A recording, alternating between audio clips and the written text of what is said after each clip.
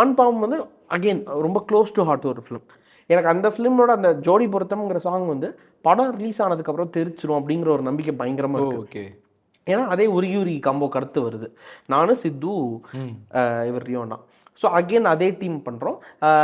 இனிஷியலாக கமெண்ட் நாங்கள் இப்போ லாஸ்ட்டாக கொடுத்த இன்டர்வியூஸில் கூட நாங்களே எங்களை கலாய்ச்சிக்கிட்டோம். நாங்கள் போடு இன்னைக்குப்பா உருகி உருகியோட அடுத்த சாங்குடா அப்படின்னு நம்ம உட்காந்துருக்கோம். பாட்டு நல்லா இருக்கு, திமிழ் காட்டாதிலேருந்து தானே எடுத்தீங்க.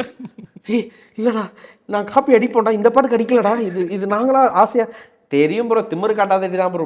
இல்லைடா அது அதோட ஜேர்னர், அது ராகம், அது ஆக்சுவலாக அப்படிங்கிறபோது ஒருத்தனா போயிட்டான், குன்ஃபாயா குன்லேருந்து எடுத்துருக்கானுங்கடா.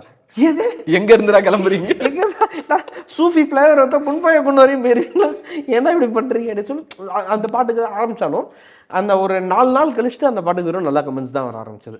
ஸோ எனக்கு அந்த பாட்டு மேலே இன்னுமே ஒரு பயங்கர ட்ரஸ்ட் இருக்குது. அது ஏன்னா உருகி நான் 1.5 வருஷம் வித்துட்டு இருந்தோம். ரிலீஸ் ஆகி அந்த பாட்டு ஓடலை. நானும் ஆனந்த் ரவீந்தாக்ஷனும் போய் ஒவ்வொரு இன்டர்வியூவாக கொடுத்து ஒவ்வொரு சேனலாக தேடி இப்படி ஒரு சேனல் இருக்கா கண்டுபிடிச்சிட்டேன், ஓகே இங்கே போவோம் வாங்க அப்படின்னு சொல்லி நாங்கள் போய் கொடுத்தோம். பாட்டு கிளிக்கே ஆகலை. படம் ரிலீஸ் ஆகுது, பாட்டு பத்திக்கிச்சு.